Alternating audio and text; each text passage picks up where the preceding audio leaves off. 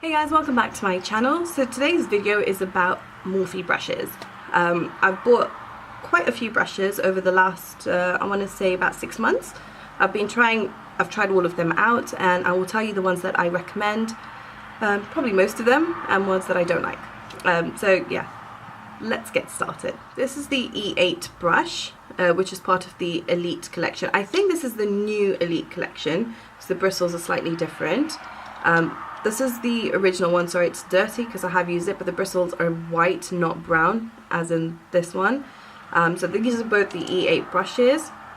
Now, I absolutely loved the original one. I use this for my under eye area. I have used it in past videos. If you've watched them, then you will see me using this brush. And I love it. I think it does such a great job for under the eye. It smooths out the concealer really well. It doesn't pull on the skin. It actually does a fantastic job, and so I decided to get another one. Now, unfortunately, they're slightly different. I didn't realize it was a different collection. I think I was being a bit blind to what I was ordering. But if you can see, this one is a little bit wider. The new one, which is that one there, is a little bit wider and not as densely packed compared to the original one. I don't know how to describe the difference in its application. They're both good. I think I still prefer the original one, but this does do a good job as well. And the other one that I wanted to try was the M335 brush, which is just another mini buffing brush. Again, this one has been used, and you can see it's got orange on it, which is what I use for my under eye corrector. This is not as soft as the Elite range, which is something that if you have the Elite range and the Morphe standard brushes, you will notice that difference straight away. The Elite range is so soft. They're fantastic quality brushes. This one is not bad, but it's not as smooth. It can feel a little bit scratchy under the eye, but I do like it. It's a little bit smaller, so I'll just get the E8, and you can see it's a little bit smaller than the E8, which really works well to get into the inner corner, which is why I do love this for corrector especially. For concealer, I don't mind it going further out, but for corrector, you want to be a little bit more careful on where you apply it because it is orange. For me, it is anyway. This brush, which is the R3, which is part of their newer collection, I use this for basically contouring. I've used it for blush application. I've used this for highlighter. I've used this to contour my nose with. I love this brush. It is so soft. It blends out product really well. It applies it evenly. It's not really patchy on application. Picks up the product well. Powder product, I haven't used this for cream. I've only used it for powder, and I think it does a fantastic job. I like the fact that it's so tapered that you can actually contour your nose with this, but it's not so dense that you can't use the surrounding area as well. Because it's fairly fluffy, you can use the surrounding area for a smoother contour, not such a strong defined contour. If you want it really strong, then you apply less pressure on the brush and just make sure there's enough product just on the tip, and you go with it on the tip. So it's actually a really good multi-purpose brush, and one that I recommend. I'll probably recommend all these brushes by the end of it. So this is the M501 brush. Now this is a brush that is sworn by so many YouTubers. It is great in that it is fluffy. It applies highlighter really well. I do use this. I've used this to set under my eye as well with the powder that I use. The thing with this one is it's a lot more scratchy than the others. So I do use it, but I don't find it the most comfortable brush to use. For highlighter, even the R8, what was it? R3. Even this one does a good job. So I don't necessarily need this brush with this one in my collection, or even the setting brush by Real Techniques. I hate to say this, but this is not one of the brushes that I do recommend. If you have it, great, but it's, you know, there are other brushes that I think are better for highlighting, which is what most people use this brush for. Even a fan brush is better. For me, it's just a little bit scratchy for the skin, and that's why I don't recommend it. If it wasn't so scratchy, then the shape of it, the fluffiness, all of that would work fantastically. The M164, which is a angled contour brush, I think that's what it's called on the website, but it's an angled, short angle brush, you can see, really thin. You can use this to apply your contour around the nose, face area, but I would use this for cream contour around my face, because with the powder contour it's very, very hard to blend once you use this brush. It's so harsh that it takes so long to blend it out, it's just not worth it. But for cream contour, which is what I do use this brush for, apply it on and then you can blend it out. I don't really recommend this for around the face contour. I think it's just too small, too thin, and it's probably not even designed to contour the face with. But for the nose contour, it is, because it's so thin and small, you can really get a really sharp nose contour. And if that's the look that you guys like, then this is worth getting, because you can get a fantastic contour with this. And it's straight, you know, with other brushes, you can go slightly off in terms of a straight line, and with the nose contour you want to be quite careful with straight lines and so forth, because it can change how your nose looks. So for nose contour, this is one that I do recommend, and it's the M164. It's the E15. Now this is a large flat shader brush. By large I mean, if you look at it on my eye, it is massive. It is not one that you need. It is so big that I think you would get limited use of it. You could use it to maybe pack on product if you're baking, then to pack on powder under the eye, but you know, a beauty blender would do that. So I do use this because I have it, but it's not one that is a necessity in my collection, at least. Another brush that I definitely don't recommend is the G15, which is like a really short flat shader brush. The thing with this is it's so stiff. Like I have to put so much pressure to get any give on this. It might work for sort of lip product application, but even then, I don't like this. So my collection, so sometimes I use it when I've run out of other brushes, or if they're all dirty, maybe to line my lips, and maybe to apply lipstick, but yeah, this is one that I could definitely have done without. Then another from the Gunmetal collection is the G14, which is another shader brush, but a little bit more fluffy, still dense, still big, but not as stiff. I use it to blend out eyeshadow or to apply a sort of light application of eyeshadow. It's an okay brush if you're looking for something like that, but again, this is not one that I reach for a lot. Yeah, I do use this to sort of apply my eyeshadow with. Again, it's one of those brushes that I will reach for only when I don't have other brushes around. Okay, another brush I have here is the E27. It's a blending brush. It is so soft and I love this brush.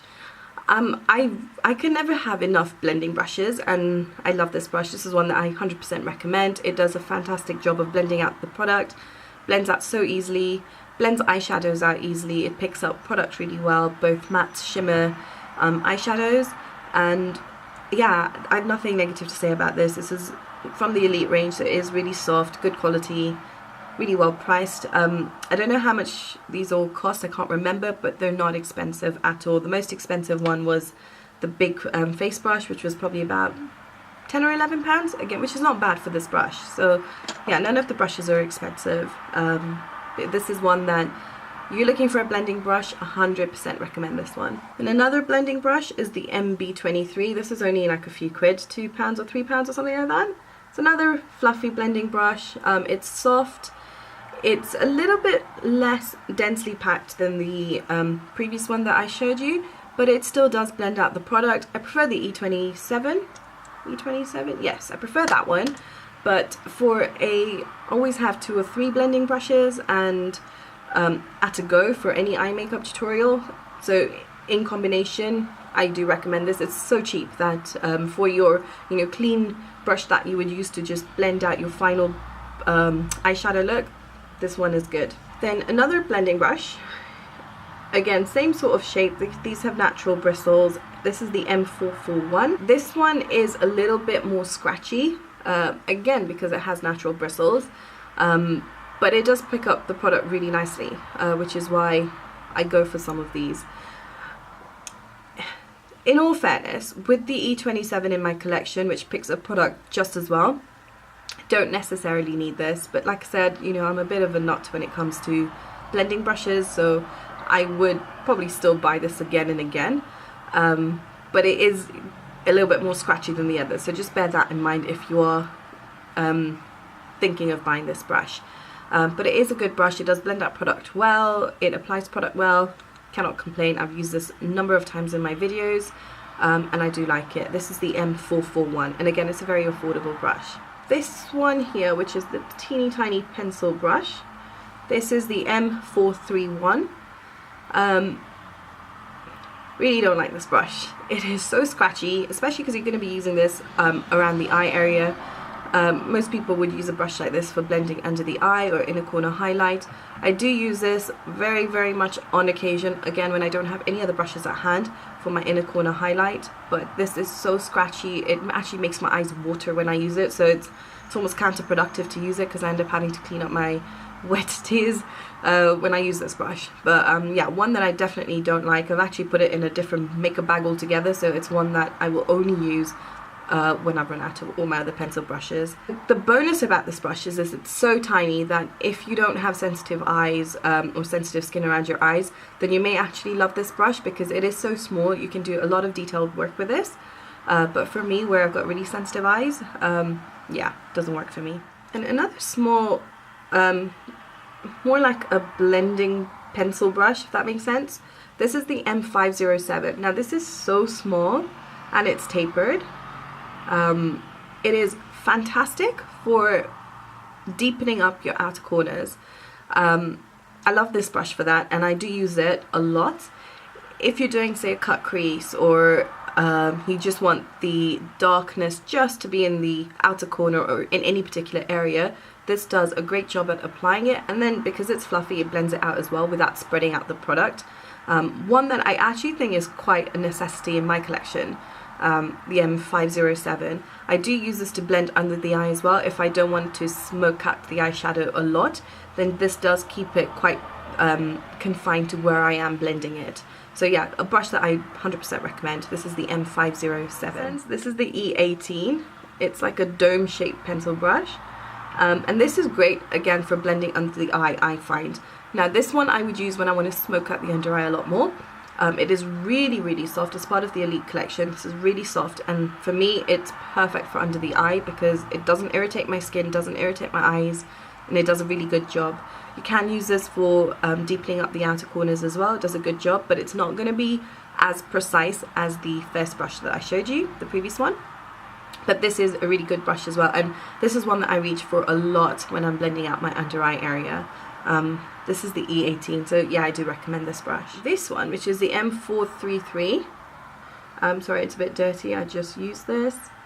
So I don't know if you can see, there's some like uneven bristles here.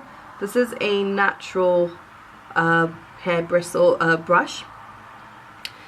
It's very similar to the MAC 217. It is actually quite soft. It is very soft, considering it has natural bristles.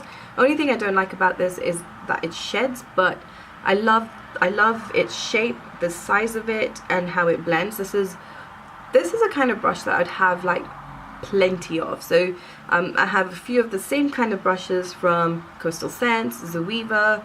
I have the MAC 217. I have this one. I have Crown Brush one as well. I have so many, same shape, same style.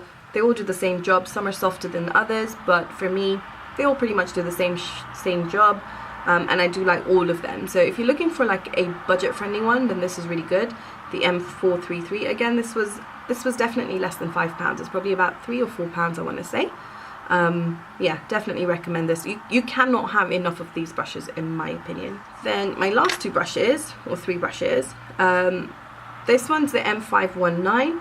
Same sort of natural hair bristles. This is just more dome shaped. It is not as fluffy as the first dome shaped fluffy brush that I showed in this collection, and it's not as big. This one is more densely packed, great for more precise blending. I use this for when I'm doing almost like a cut crease to blend the upper part of the eye. I like this brush, but again, it's not really a necessity. I do like it. I like my blending brushes, like I keep saying, but yeah, I don't think it's an absolute necessity. I think you can get the same sort of blend with some of the other brushes, but this is the M519. Now this brush, M521, it is quite unique actually. It looks like the 217, it's quite thin, it's larger, but it's not as fluffy, not at all. Now, probably because it's bigger as well, but if you look at how thin it is, I don't know if you can see that, especially because it's tapered at the top. I really love this brush to get right into the crease, and then because it is a little bit fluffy, I can get into the crease and then blend it out so quickly. When I first bought this, I wasn't quite sure how to use this brush, but I actually reach for it a lot. It works for blending the under eye area because this is it's quite a soft brush as well. It doesn't irritate my skin, and so I can blend the under eye area as well. I can go quite smoky with it or keep it confined because of the tip, depending on how much pressure I apply using this brush. So one that I actually do really recommend. It takes a bit of getting used to when you first get it, especially if you've never used a brush like this, even though it looks so similar to the other brushes. But I do really enjoy using this brush, and this is the M521. Then my final brush is the E29, which is a double-ended brush. It's got a spoolie on one side and an angle brush on the other side. This has become my go-to brush for my eyebrows. I love it. I absolutely love it. Mostly because it has a spoolie on the end, but just the brush itself, it's really good for eyebrows. It applies it really quickly. It isn't very, very thin. It's not as thin as like the Zoeva wing liner brush. So if you want like a really fine wing for a cat eye, then you can get this to sharpen up, you know, using product, but the Zoeva one is definitely a lot sharper.